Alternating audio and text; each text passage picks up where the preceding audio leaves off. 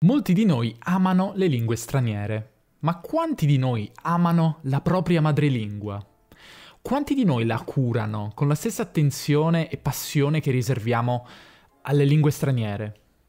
Il video di oggi è un po' la continuazione di un video che feci qualche mese fa e in quel video, dal titolo volutamente provocatorio, parlavo di come da qualche mese avessi iniziato a dedicarmi attivamente al miglioramento dell'italiano, che è la mia madrelingua. Giuro, non sono russo o tedesco come qualcuno pensa.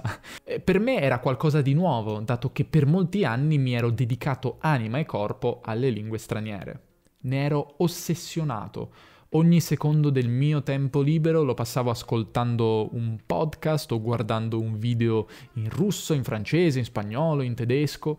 E quest'anno ho fatto più o meno la stessa cosa, ma questa volta con l'italiano. Ho cercato di immergermi nell'italiano e di perfezionare la mia conoscenza passiva e attiva, con la stessa passione e dedizione con cui per anni ho imparato le lingue straniere. Vediamo esattamente cosa ho fatto e perché secondo me è importante che tutti lo facciamo. Benvenuti su Podcast Italiano, il progetto dedicato a chiunque impari la lingua italiana o semplicemente la ami. Ti ricordo che se impari l'italiano con i miei video, nel mio club su Patreon troverai il PDF con la trascrizione, il lessico difficile, l'audio dei video che puoi quindi riascoltare come podcast se preferisci e tanti altri materiali bonus. Trovi il link qui. Ma che ho fatto concretamente? In primo luogo mi sono immerso in maniera quasi ossessiva in un mondo di contenuti in italiano. Ho letto tanti libri, non ho mai letto tanto quanto quest'anno, credo. Ho iniziato ad ascoltare audiolibri, cosa che prima non facevo. Ho ascoltato alcuni podcast, ho continuato a guardare tantissimi video qui su YouTube, ho frequentato addirittura alcuni eventi online come i webinar che a causa della pandemia sono proliferati perché tutto oramai si fa online. Ora, quali contenuti bisogna ascoltare se si vuole affinare le proprie competenze nella madrelingua? Io penso che bisogna essere selettivi, cioè bisogna mettersi alla prova. Per questo è molto più utile fruire di contenuti linguisticamente complessi, cioè libri, documentari, conferenze di Barbero. Capite bene che a questo scopo non serve a molto guardare TV spazzatura o passare il proprio tempo su TikTok, no? E fruendo di contenuti difficili, uscendo dalla nostra zona di comfort linguistico, che avremo più probabilità di incontrare parole e costruzioni nuove che in parte assorbiremo naturalmente, per osmosi, e che in parte, se vogliamo, possiamo imparare in maniera più attiva e consapevole. Ne parliamo tra un attimo. Se vi sembra di aver già sentito questo discorso, è normale, perché sto dicendo le stesse cose che consiglierei normalmente a chi impara una lingua straniera. Ne abbiamo già parlato tante volte. A proposito di parole, una cosa che ripeto spesso è che per parlare bene una lingua bisogna sapere tante parole. Ed è per questo che ho cercato di ampliare il mio vocabolario in italiano. In che modo? Beh, come ho detto, l'immersione linguistica già aiuta in maniera naturale, inconscia quasi. Ma ho fatto anche un lavoro più attivo, cioè ho proprio iniziato a segnarmi in un file sul telefono le parole o le locuzioni interessanti che incontravo e che non conoscevo. Oramai è diventata un'abitudine, un automatismo. Se sento una parola e non la conosco, la vado subito a cercare su un dizionario, perché mi dà quasi fastidio non averla nel mio repertorio linguistico, e poi me la segno. Oltre a questo ho sviluppato l'abitudine di fare attenzione alle parole che usano gli altri e pensare, ma io uso questa parola normalmente? E se la risposta è no, faccio la stessa cosa, me la segno e poi quando ho tempo la ripasso. Ci sono tante belle parole, se ci pensate, che capiamo perfettamente, ma che non usiamo mai, ed è un peccato. Ma oltre ad ampliare il vocabolario, ho cercato anche di migliorare l'eloquenza, cioè la capacità di usare la lingua parlata in maniera efficace, che per me è molto importante. Una cosa che in passato mi dava molto fastidio era la mia incapacità in alcune situazioni di esprimermi in maniera chiara. E per esempio mi capitava quando risentivo le registrazioni del mio podcast. Spesso avevo l'impressione che il mio modo di parlare fosse sconnesso, fosse poco chiaro. Mi sembrava di non riuscire a spiegarmi bene, oltre a volte fare pure degli errori, come già dicevo nell'altro video, e dire delle cose influenzate praticamente dalle altre lingue. E quindi ho provato a rimediare. Anche in questo caso ho fatto quello che consiglio sempre a chi impara una lingua: parlare tanto, anche da soli, perché l'input passivo è fondamentale, ma non è sufficiente. Per parlare bene e scrivere bene bisogna fare tanta pratica. E vedete perché dico che migliorare una lingua straniera e migliorare la propria lingua sono processi tutto sommato simili, dico le stesse cose praticamente.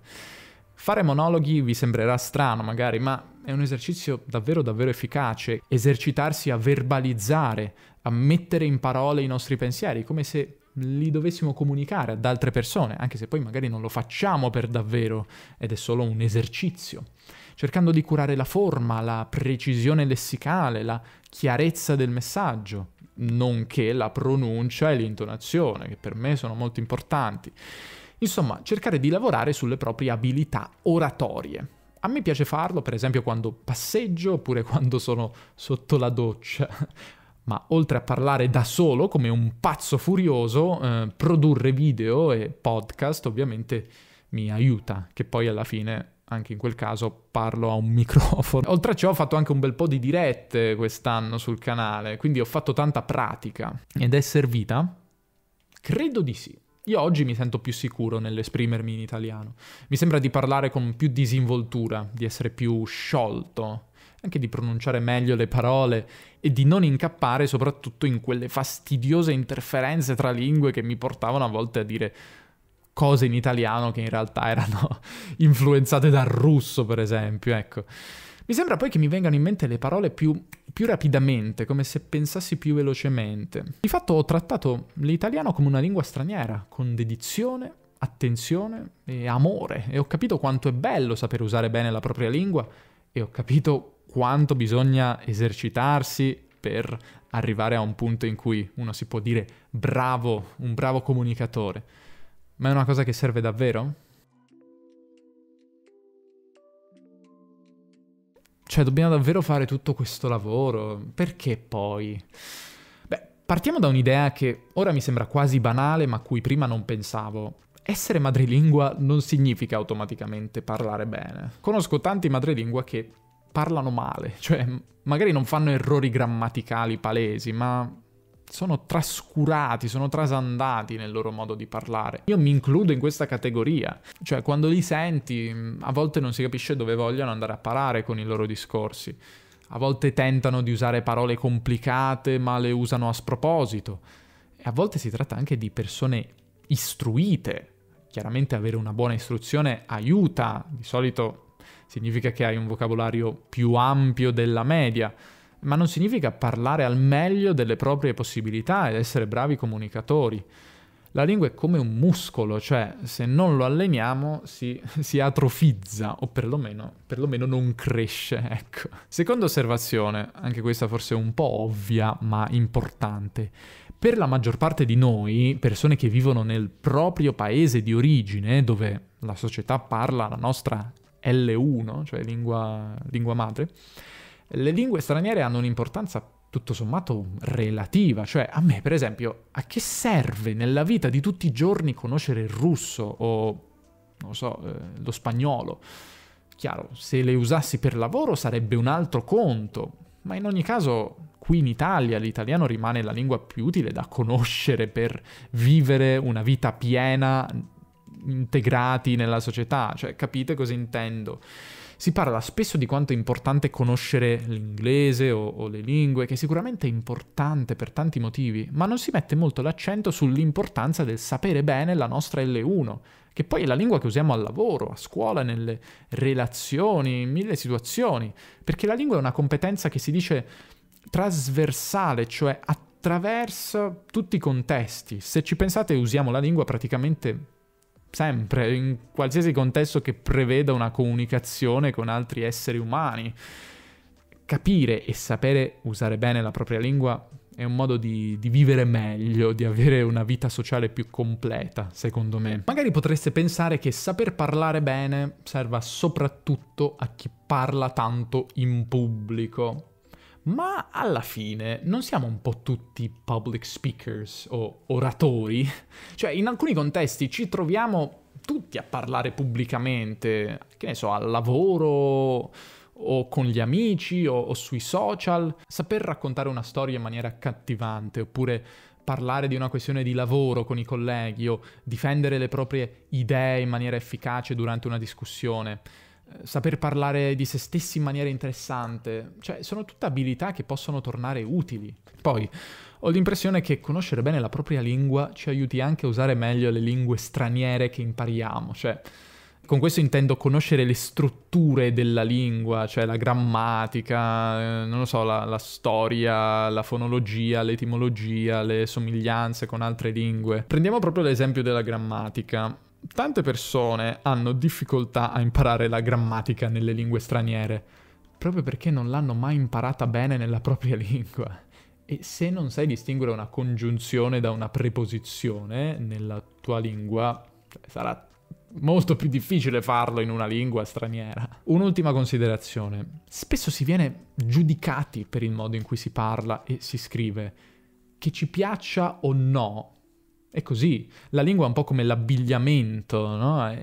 O l'aspetto fisico, cioè esprimersi in maniera sconnessa, usare parole a sproposito o, ancora più grave, fare errori grammaticali o ortografici, che sono molto stigmatizzati socialmente, è un po' come andare in giro con una macchia di pomodoro sulla maglia o, che ne so, puzzare. Se andiamo a un colloquio di lavoro e parliamo come se fossimo al pub, oppure sbagliamo un congiuntivo, che è un errore che comunque ha un forte stigma sociale in Italia, ma anche nelle vostre lingue ci saranno errori simili, è un po' come se puzzassimo, cioè facciamo inevitabilmente una brutta figura, anche se poi magari diciamo cose intelligentissime.